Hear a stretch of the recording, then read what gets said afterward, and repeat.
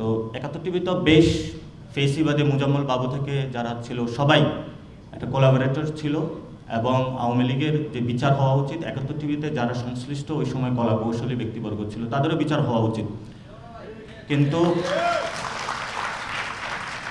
পরবর্তীতে আমি শুভেচ্ছা বক্তব্য দিয়েছি, যেহেতু টিভি চ্যানেলটা চলমান রয়েছে এবং অনেকেই নতুন ম্যানেজমেন্ট এসেছে, তো যারা নেটিজেনরা এটাতে দুঃখ পেয়েছেন আমি সকলের কাছে ক্ষমা প্রার্থনা করছি। এবং আমরা চাই যে মিডিয়া সেক্টর থেকে শুরু করে বিভিন্ন যারা ফেসিবাদের অংশ ছিল তাদেরকে বিচারের আওতায় আনতে হবে, এবং এটা একটা স্বাধীন মিডিয়া কমিশন গঠনের মাধ্যমে বাংলাদেশ সরকার নির্বাচনের আগে উদ্যোগটা নিয়ে তাদের বিচার প্রক্রিয়া সম্পন্ন করবে। দ্বিতীয়ত,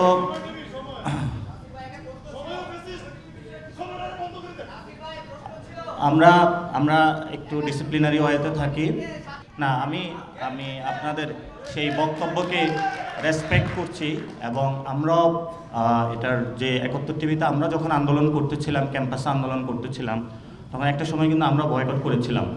আরও অনেকগুলো টিভি চ্যানেল ছিল।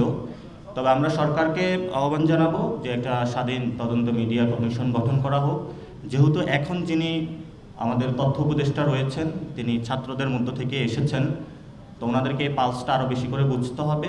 দ্রুত একটা মিডিয়া কমিশন গঠনের মাধ্যমে বিচারের আওতায় তাদেরকে আনতে হবে। এই ক্যাম্পাসে আমরা গুটি কয়েকজন, আমাদের সামনে একটি নতুন রাজনৈতিক স্বপ্ন তৈরি করতে হবে, সকলের সাথে আমরা আলোচনা চলমান ছিল, এবং সেই জায়গা থেকে আমরা একটি রাজনৈতিক স্টার্টআপের উদ্যোগ নিয়েছিলাম। এবং আমাদের সামনে যে চ্যালেঞ্জগুলো আপনাদের সামনে থাকে, আমাদের সামনে আরও বড় বড় চ্যালেঞ্জ ছিল। প্রথমত, আমরা যখন কাজটা শুরু করি আমরা খুবই বটতলাতে ছিলাম, এবং আমাদের কোনো ফাইন্যান্সিয়াল কোনো ম্যানেজমেন্ট ছিল না। বিভিন্ন এনজিও সেক্টর বা বিজনেস যখন চালু করা হয় বিভিন্ন উদ্যোক্তা ক্ষেত্রে ইনভেস্টমেন্ট সেখানে এসে থাকে, কিন্তু পলিটিক্যাল ক্ষেত্রে যে কোনো একটা রিস্কই থাকে। আমাদের যারা ফেরিতে ছিল, ভাই বন্ধু বিভিন্ন জায়গায় চাকরি করতেছিল, ৫০০-১০০০ টাকা ছোটো ছোটো কিছু স্মল আকারে টাকা নিয়ে তখন আমরা আমাদের কাজগুলো চালিয়ে যেতাম। একটা পর্যায়ে আমাদের সামনে শেখ হাসিনার মতন একটা জগদ্দল পাথরও আমাদের সামনে এসেছিল, এবং বিভিন্ন রাজনৈতিক দলের ছাত্র সংগঠন থাকে। আমরা কোনো রাজনৈতিক দলের ছত্রছায়া না থেকেই একটি স্বাধীন চিন্তা চক্র আড্ডা চালু করি, যেটার মধ্য দিয়ে আমরা নতুনভাবে বাংলাদেশকে একটি পথে যাত্রা নিয়ে যাওয়ার জন্য কাজ শুরু করি। শুধু তাই নয়, আমাদের যখন যারা বন্ধু বান্ধব ছিল জেএনইউতে এবং যাদবপুর ইউনিভার্সিটিতে, ইন্ডিয়াতে, শ্রীলঙ্কায়, নেপাল, আমরা যখন বিভিন্ন প্রতিনিধি দলের সাথে কথা বলতেছিলাম, তাদের মধ্যেও আমরা একটা এক্সপায়ারেশন দেখতে পেলাম। সাউথ এশিয়াতে যারা ছিলেন, সাউথ এশিয়াতে বিজেপির মতন একটা বড় শক্তি, যার রাহুল গ্রাসে অনেকগুলো পলিটিক্যাল অ্যাসপেক্ট থেকে শুরু করে জনমুক্তির যে লড়াইটা অনেকাংশে একটা তীব্র চ্যালেঞ্জের মুখে পড়ে। আমরা আমাদের ছোটো ছোটো স্কেলগুলোতে কাজ করতেছিলাম। জেএনইউতেও বটতলাতে আড্ডা চলতেছিল, যাদবপুরেও চলতেছিল, শ্রীলঙ্কা যেগুলো ইউনিভার্সিটিতে চলতেছিল, অলরেডি তারা আমাদের পূর্বেই তাদের একটা আপরাইজিং কমপ্লিট করেছিল। এদিকে যারা মায়ানমারে আছে তাদের সাথেও আমাদের কথা হচ্ছিল, বিভিন্ন জায়গায় আমাদের কথা হচ্ছিল। আমরাও চিন্তা করতেছিলাম, সেই সময় বাংলাদেশে মোদি আসতেছিল, সেখানেও আমরা প্রটেস্ট করেছিলাম। শেখ হাসিনাকে যে কোনো মূল্যে তারা নির্বাচনী রাতের ভোট ডাকাতির মাধ্যমে তারা রাখতে চাচ্ছিল, সেখানেও আমরা প্রতিবাদ করেছিলাম। তো লাস্ট যেটা ২৪-এর ইলেকশন হয়েছিল, সেই ইলেকশনের পরে সবাই আশাহত হয়েছিল যে না, বাংলাদেশে আর কোনো আশা নেই, শেখ হাসিনা আর ৫ বছর থাকবে, আমাদের এটা মেনে নিতেই হবে। এবং বিভিন্ন রাজনৈতিক দলগুলো হতাশ হয়ে গিয়েছিল। কিন্তু কিছু তরুণ স্বপ্নিক ছেলে ছিল যাদের সহচর্যে এবং একসাথে কাজ করার কারণে আমরা সেই জায়গাটা ক্রস করতে পেরেছিলাম। তো স্টোরিটা এই জন্যই বলছিলাম, যারা উদ্যোক্তা হচ্ছেন বিভিন্ন জায়গার ক্ষেত্রে, আপনাদের সামনে এমন অনেক প্রতিবন্ধকতা আসবে, কিন্তু আমরা আপনাদেরকে হলফ করে বলতে পারি যেই স্টুডেন্টগুলো এখন কাজ করতেছে এবং ন্যাশনাল একটা অ্যাসপাইরেশন সৃষ্টি হচ্ছে, তাদের একটা জাতীয় মুক্তির আকাঙ্ক্ষা রয়েছে। আমরা শুধু বাংলাদেশ নয়, যে আপু বলেছিলেন, আমরা সাউথ এশিয়াতে এবং গ্লোবাল স্টেজে বাংলাদেশকে এমন একটা জায়গায় ম্যাপিং স্টেজে নিয়ে যেতে চাই, যেখানে আপনার যে অনাগত সন্তান এবং ভবিষ্যতে যারা আসবে প্রজন্ম, তারা প্রাউডলি বলতে পারবে আই এম বাংলাদেশি পিপল, এবং তার সেই পাসপোর্টটা দেখিয়ে সেখানে সে কখনো হিউমিলিয়েশনের কোনো শিকার হবে না। এই পর্যায়ে আমরা নিয়ে যাওয়ার জন্য আমরা কাজ করে যাচ্ছি। আমরা যখন বৈষম্য বিরোধী ছাত্র আন্দোলন গঠন করেছিলাম, সেখানে আমরা একটি আন্দোলনের মধ্যে দিয়ে গিয়েছিলাম, কিন্তু এই আন্দোলনটার পরে আমরা আবার নতুন একটা প্রক্রিয়া আমাদের যেতে হয়, যে বাংলাদেশে গত 15 ইয়ার্সে লিডারশিপ ক্রাইসিস ছিল, তো আপনারা যখন কোম্পানি করতে যান, কোম্পানিরও এই ধরনের অনেক অ্যাসেট ম্যানেজমেন্ট প্রয়োজন হয়। তো সেই ক্ষেত্রে আমরা নতুন করে জাতীয় নাগরিক কমিটি বানিয়েছি, কিছু লিডারশিপ ক্রিয়েট করেছি, বিভিন্ন জায়গায় ট্রেন আপ করেছি, মানুষের সাথে স্কেল আপ করেছি, যাতে হলো নতুন এই রাজনৈতিক যে চ্যালেঞ্জটা এসেছিল এর মধ্যে আমাদের সরকার গঠন করতে হয়েছে, বিভিন্ন জায়গায় আলোচনা করতে হয়েছে, 180টির মতন মুভমেন্ট আমাদের ঠেকাতে হয়েছে। বিভিন্ন ফরেন ইন্টারভেন্সের যে গোয়েন্দা সংস্থা সেগুলো বাংলাদেশে অনেকাংশে অ্যাক্টিভ ছিল, সেখানেও কাজ করতে হয়েছে। অনেকগুলো চ্যালেঞ্জ মোকাবেলায় পরবর্তীতে আমরা একটি রাজনৈতিক দল গঠন করি। কিন্তু রাজনৈতিক দল গঠনের পরে আমাদের সামনে বড় একটি বাধা সামনে এসে পড়ে, কারণ বিভিন্ন এনজিও অথবা বিজনেস সেক্টর যে ফাইন্যান্সিয়াল যে মডেল রয়েছে সেটা কাজ করে থাকে, কিন্তু বাংলাদেশের যে ফাইন্যান্সিয়াল মডেল পলিটিক্যাল সার্কেলে যেটা চলে, এটা মোস্ট অফ দ্য রিজনে সেখানে আমরা দেখতে পেলাম যে একটা বাচ্চা ছেলেরা ইলেকশন করতে পারবে না। একবার আমাদেরকে চ্যালেঞ্জ দিয়েছিল, ওরা কি পারবে, আমাদেরকে তো ক্ষমতা থেকে নামাতে পারবে না। মানে হাজার ধরনের কিন্তু চ্যালেঞ্জের মধ্যে দিয়ে আমরাও যাচ্ছি। তো ইনশাল্লাহ আমরা পার্লামেন্টে যাব এবং সরকার গঠন করবে, এটাতে বাংলাদেশের 18 কোটি মানুষের কোনো সন্দেহের কোনো অবতারণা রাখার প্রয়োজন নেই। আমরা যখন এই সরকারের সামনে দাঁড়িয়েছিলাম, ছোট্ট একটা উদাহরণ বলি, আমরা তখন সরকারকে বলেছিলাম যে আমরা বাংলা মোটর যাব, তারা কর্ণপাত করে নাই। আমরা বলেছিলাম যে আমরা ফার্মগেট যাব, তারা বলতেছে না। এবং পরবর্তী বলছিলাম যে আমরা গণভবন যাব, তারপরও তারা কর্ণপাত করে নাই।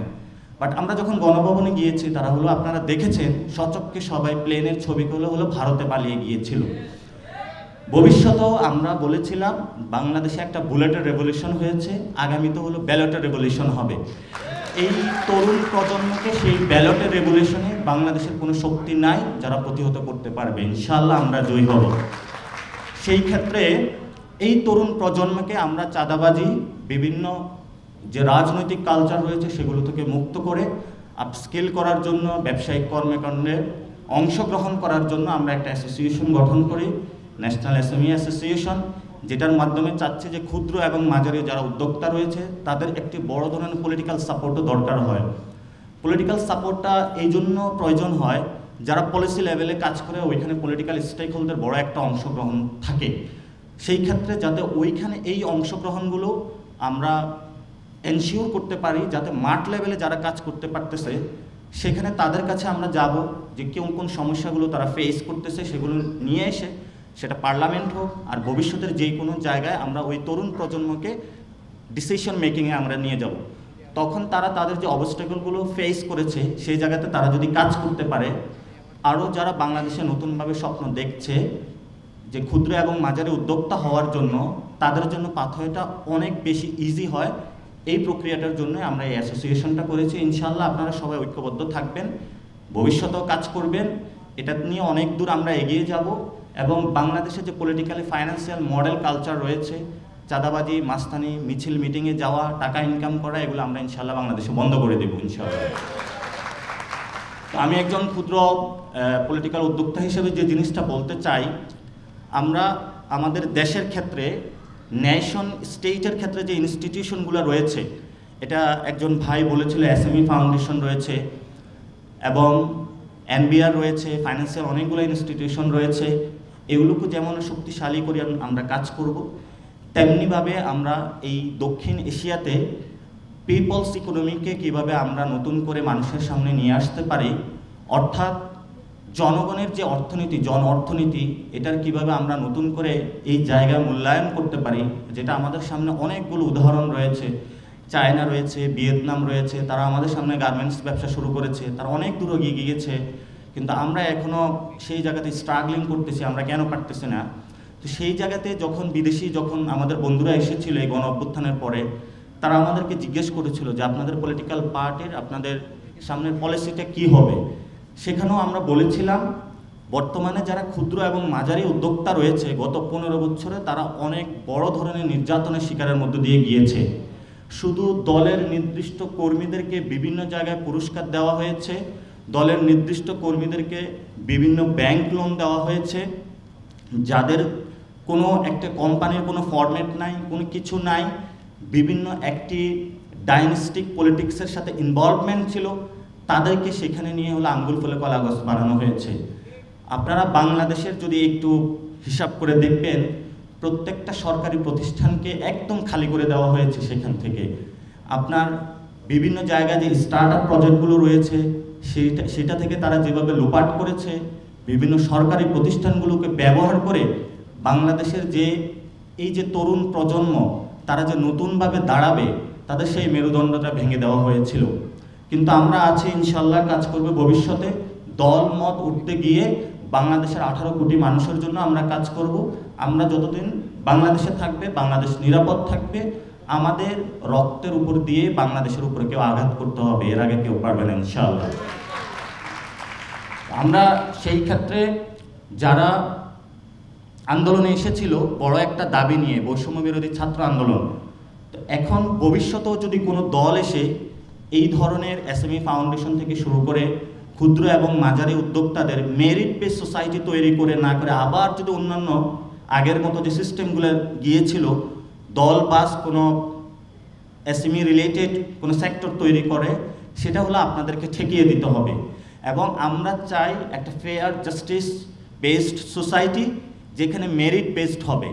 কোনো দলের সাথে অ্যাফিলিয়েটেড হওয়ার কারণে, কোনো ব্যক্তির সাথে অ্যাফিলিয়েটেড হওয়ার কারণে, কোনো পরিবারের সাথে অ্যাফিলিয়েটেড হওয়ার কারণে সে যে সুযোগটা পাবে সেটার আমাদের বাংলাদেশে কবর রচনা করে দিতে হবে। আমাদের একমাত্র ভিত্তি হবে মেরিট। যে যতটুকু মেরিট বেসড প্রকিউরমেন্ট এবং বিভিন্ন জায়গা থেকে যেতে পারবে তাকে সেই পর্যায়ে আমাদেরকে আপনার স্কিল করতে হবে। এটা সেম আমরা জাতীয় নাগরিক পার্টির পক্ষ থেকে এই কাজটা করে থাকবো ইনশাআল্লাহ। আমরা একটি বৈষম্যহীন বাংলাদেশ গঠন করতে চাই, এটা আমাদের ক্লিয়ার মেসেজ। এবং সেই ক্ষেত্রে সোশ্যাল অ্যাসপেক্টের ক্ষেত্রে আপনাদের যে নতুনভাবে উদ্ভাবনী যে শক্তিমত্তাগুলো রয়েছে সেগুলোর সাথে আমরা পার্টি আকারেও কাজ করব। আমরা আপনাদেরকে উপরে তুলে দেওয়ার চেষ্টা করব। আমরা আপনাদের হলো সার্ভেন্ট হিসাবে কাজ করব, আমরা আপনাদের রুলার হিসাবে ইনশাআল্লাহ কাজ করব না।